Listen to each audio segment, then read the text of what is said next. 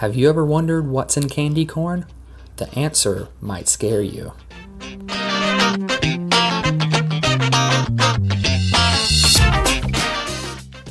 Today I'm taking a look at Brach's Classic Candy Corn, made with real honey. So if we flip over to the back and look at the nutrition facts, we'll see that a serving size is 19 pieces, because I don't know about you, but when I eat candy corn, I certainly count each piece and stop at abruptly 19, which gives me a 39-gram serving. If you're wondering what that looks like, it comes out to be approximately a quarter of a cup, or about a handful. So if we continue down this label, we'll see that that serving size gives us about 140 calories, 0 of which come from fat, 0 milligrams of cholesterol, 70 milligrams of sodium.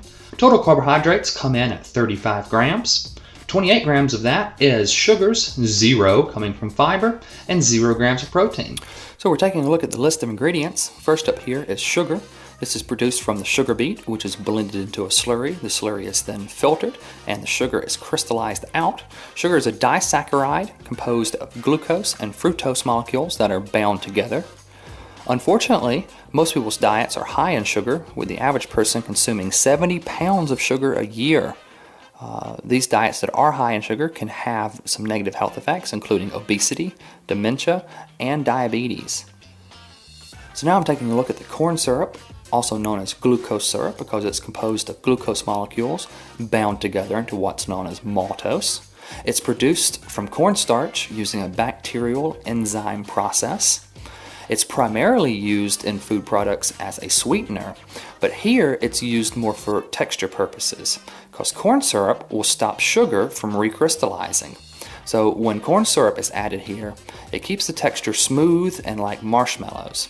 If we didn't have the corn syrup, the sugar may recrystallize and have a texture closer to that of table sugar or sand. So now we're taking a look at confectioner's glaze, which is just a shellac. Shellac is a form of natural plastic which is excreted by the lac bug. This lac bug is endemic to southeastern Asia. It can live in a variety of different species of trees. It consumes the tree and excretes the shellac, which is used in everything from wood finishes to candy glaze. And that's what it's doing here. It's coating the pieces, providing them with a dull shine, keeping them moist, and keeping them from sticking to the other pieces in the container. So we can see here that they've added some salt. This is of course sodium chloride. It's a naturally occurring compound. In its mineral form, it's known as halite, and it has historically been one of the most valuable minerals. At some points in history, it was even traded weight for weight with gold. Here, it's added in small quantities to bring out both flavor and sweetness. So now we're taking a look at this dextrose. This is just another name for glucose. In fact, for you chemistry nerds out there, it is the D-isomer of glucose. It's produced from cornstarch, and the way they make candy corn is they take the sugar and corn syrup and boil those together and add to it a pliable icing called fondant. The fondant is what uses this dextrose. It keeps the sugar from recrystallizing and gives it a creamy marshmallow-like texture. Now we're taking a look at gelatin. This is a form of collagen which is extracted from various animal parts, bones, tendons, connective tissue, and skin, primarily that of cows and pigs. Here it's being used as a texturing agent along with the dextrose. It's actually another ingredient that helps make up the fondant. Now we're taking a look at sesame oil. This is produced from sesame seeds. It's used as a cooking and flavoring oil, although it tends to break down at higher heats, so it's used more often as a flavoring than as a cooking oil. And I'm not really sure what it's doing here. I think it may be used as a substitute for vegetable shortening in the fondant, because fondant does require some sort of oil or shortening, but I'm not sure why in particular they chose to use sesame oil instead of vegetable shortening.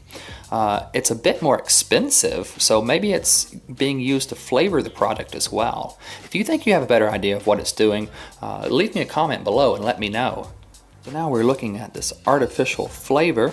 Now this is more of a category than an actual ingredient, because there could be any number of things under this label of artificial flavor, but in this particular product it's going to mostly be an artificial vanilla flavoring.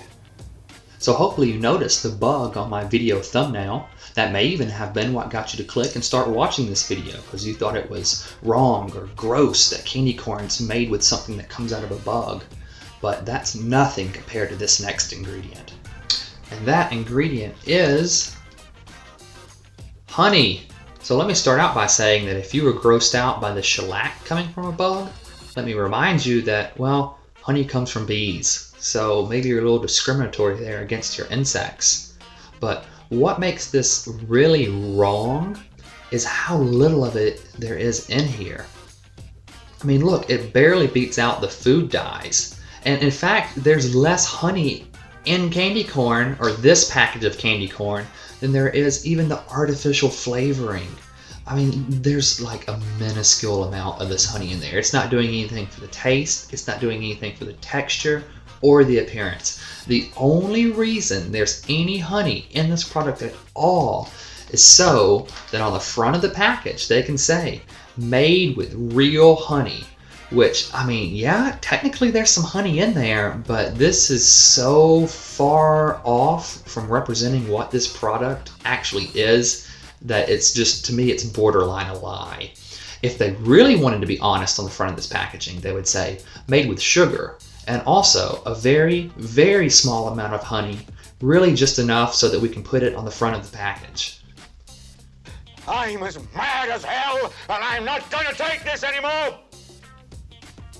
If I can rein myself in here, I'll cover the last three ingredients and go ahead and get on to showing you how you can make this candy corn at home. So the last three ingredients are all three food dyes. Now on the whole, food dyes aren't great for you. They don't do anything for the product other than give it a certain color. The yellow 6 and the yellow 5 are both azo dyes, meaning that they're petroleum derived, usually from coal tar. This yellow 6 is actually banned in Scandinavia. Both of these have been linked to causing ADHD symptoms in children, so not great, not a fan of them. They're of course just providing some color here. The red 3 is actually not an azo dye, it's what's called an organoiodine compound, meaning it's just an organic compound that has an iodine bond in it. It has been proven to cause cancer in lab animals, and it's actually partially banned by the FDA. They instituted this ban in 1990. But it only covers cosmetics and products that are meant for external use. Any kind of food product or ingestible medicine, the use of red 3 is completely unregulated in those products. Alright, so now that we've covered all the ingredients and looked at the nutritional facts, let's get into showing you how you can make this candy corn at home. I'll start out by showing you what you will need for this recipe, which will be some gelatin and some water, a bit of corn syrup, some vegetable shortening, a bit of vanilla extract, and a whole lot of powdered sugar. To a small saucepan, add the gelatin powder and water. Stir until combined, and let sit for 3 to 5 minutes until the mixture has thickened and looks something similar to this. Now turn your heat on low and stir until the gelatin has been completely dissolved. Then add the corn syrup and vegetable shortening. Let stand until the vegetable shortening is almost completely melted. Then add in the vanilla extract and stir until everything is combined. To a mixer, add about half of the powdered sugar and create a well in the center. Add the gelatin mixture into the well and blend. You will want to use a dough hook for this because the mixture will get very thick. Be sure to stop throughout the process and scrape down the sides of the mixer. Once everything seems incorporated, you can begin adding the rest of the powdered sugar. When the mixture begins to pull away from the sides of the bowl and is no longer sticky, you will know you have enough powdered sugar. Dust a clean work surface with some powdered sugar. Take the fondant mixture and knead until smooth and pliable.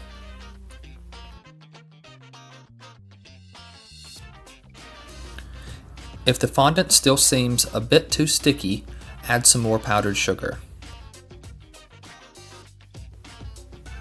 If the fondant is too firm and you are unable to mix it, add some water, just a drop at a time, and knead until the mixture becomes workable.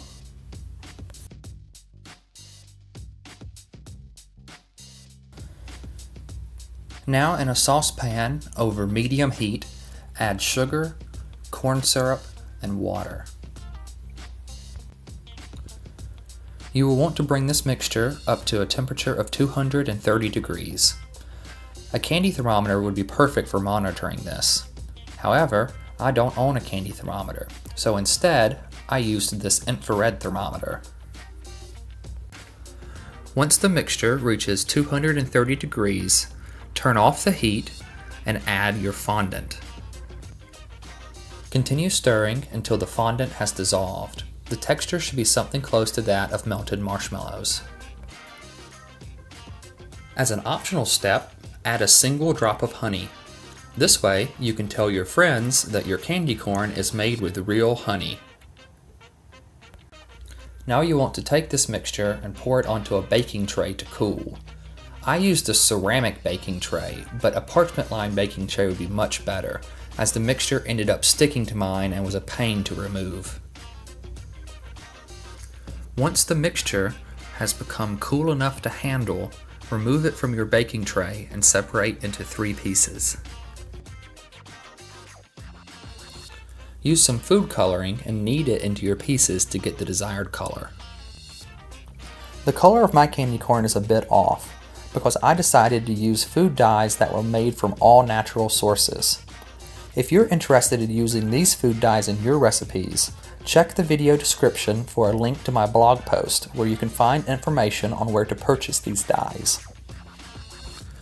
Once you are satisfied with the colors, roll each of them out into 3 long strips. Combine these strips together and use a rolling pin to mix. Now simply cut into candy corn shaped pieces. You can use a knife, or as I did here, a pizza cutter. Unfortunately, my candy corn came out way too soft.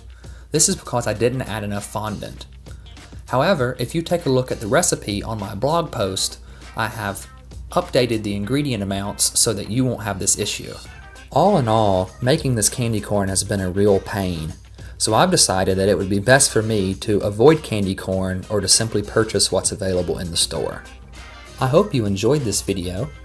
Be sure to check out my blog post on NutriBreakdown.com for more information and the full recipe. And let me know if you have a food product you would like to see me break down.